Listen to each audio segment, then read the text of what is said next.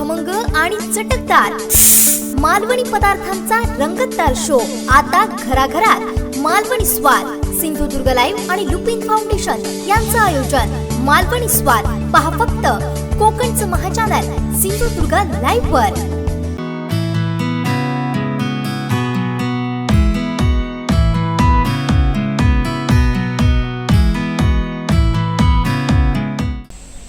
नमस्कार, मी विशाखा विनोद गायकवाड, मुक्काम वापरते, तालुका देवगड, जिल्हा सिंधुदुर्ग। सिंधुदुर्ग लाईव्ह लुपिन फाउंडेशनच्या शोद्वारे आम्हा महिलांना शो मध्ये आणणाऱ्या ग्रुपला मी प्रथम धन्यवाद देते आणि माझी साधी सिंपल रेसिपी तुम्हाला आज दाखवत आहे।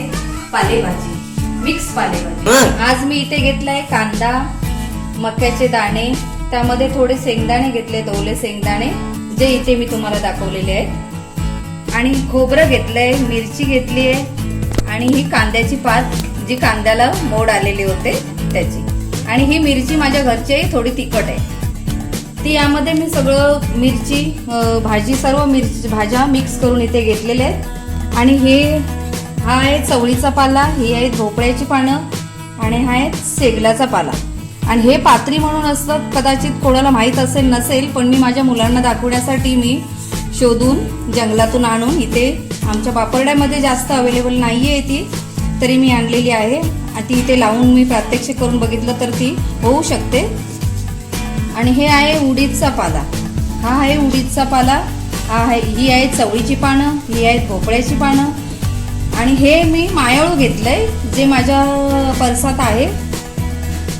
आणि ह्या सर्व भाज्या मी माझ्या परसातल्या घेतल्या, त्याच्यामध्ये ना त्याला खत पाणी काहीच नाहीये, आणि साध्या सिंपल पावसाच्या पाण्यामध्ये त्या तयार झालेल्या आहेत। आणि मी तुम्हाला आवर्जून सांगू इच्छिते की शेगलाचा पाला, शेवग्याचं कोणताही पदार्थ तुम्ही, शेवग्याच्या शेंगा म्हणा, काही म्हणा, तुम्ही खाऊ शकता, कारण कोरोनाच्या काळात त्याची फार गरज आहे। तर इथे घेतलंय इथे मी आता ही लोखंडी कढई ठेवली आहे। तुम्ही कोणत्याही तव्यात, लोखंडी तव्यामध्ये करू शकता, साध्या टोपामध्ये करू शकता, पण आवश्यक जास्तीचं तर आपल्याला लोखंडाचं।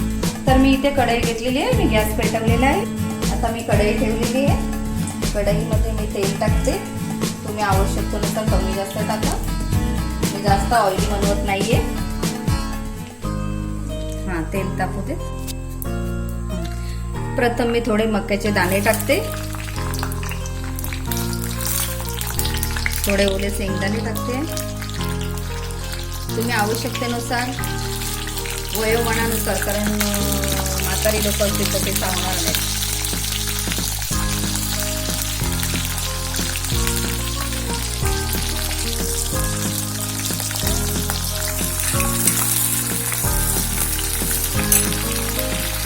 कांदा टाकते, कांदा मी सगळ्यात टाकते, पण कांदा पालेभाजीमध्ये कांदा जास्त कमी चालतो।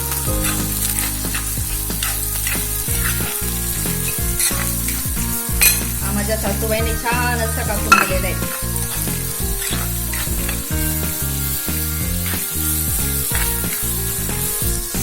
थोडं ढवळून घेते,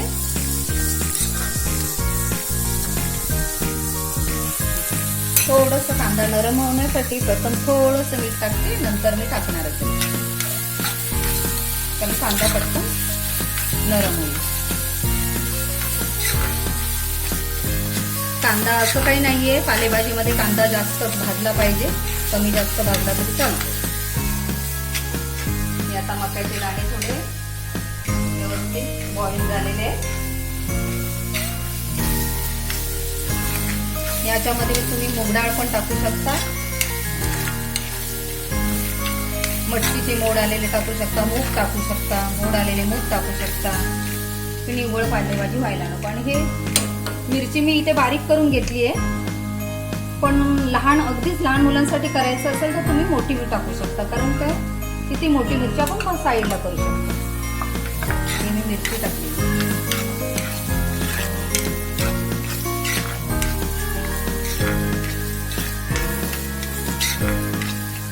झटपट होणारी भाजी आहे।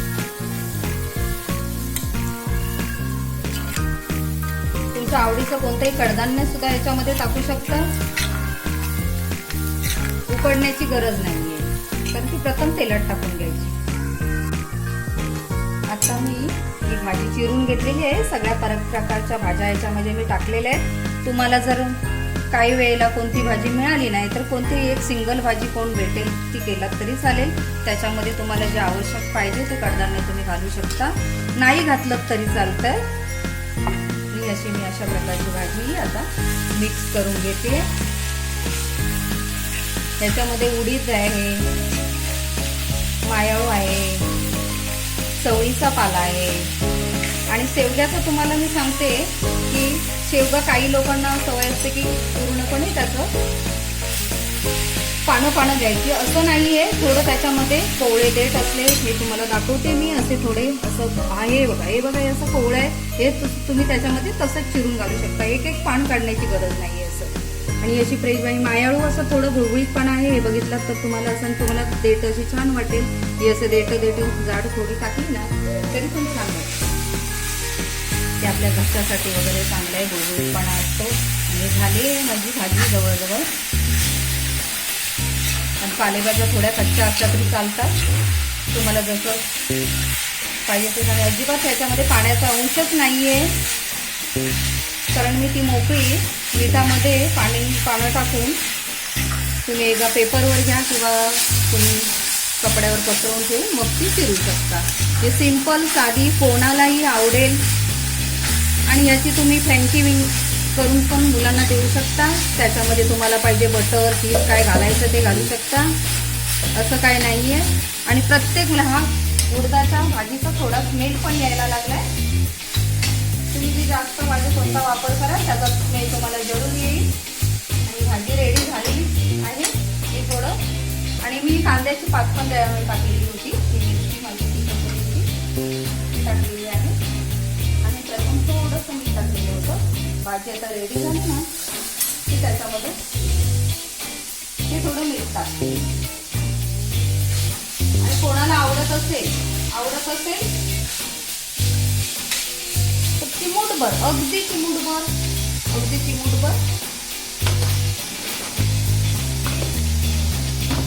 चिमूटभर तुम्ही त्याच्यामध्ये साखर ऍड करू शकता. लहान मुलं असतील तर त्यांना तुम्ही साखर देऊ शकता. तूप वगैरे लावून फ्रँकीसारखं रोटी आपली जी भाकरी आहे ती गुंडाळून त्याच्यामध्ये देऊ शकता. ही आता भाजी रेडी झालेली आहे. ह्याच्यामध्ये खोबरं आवश्यक असेल, तुम्हाला आवडत असेल तर टाका. मला जास्त खोबरं आवडत नाही, आमच्या कुटुंबात फारसं खोबरं आवडतच नाही.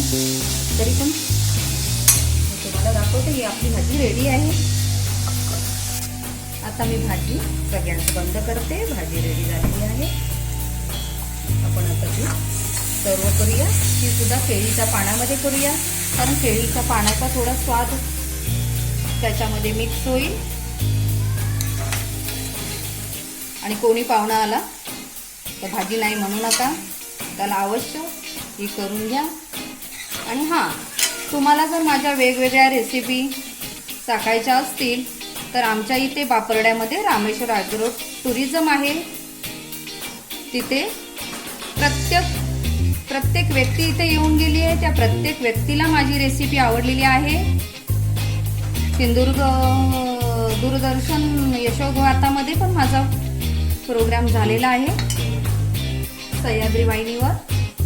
आणि येणाऱ्या प्रत्येक व्यक्तीने माझ्या पाठीवर छाप दिलेली आहे. आणि सिंधुदुर्ग लाईव्ह शोचे मी मनापासून आभार मानते. मी खोबरं आवश्यकतेनुसार तुम्ही टाकू शकता. मी ते तुम्हाला थोडं जास्तीच टाकलंय. आवश्यक तुम्हाला नसेल तर तुम्ही जास्त टाकू शकता. आणि प्रत्येक वेळी जेवणामध्ये तुळशीचं पान हे जरूर ठेवा. मस्त खा, मस्त राहा आणि आम्हाला जरूर भेट द्या.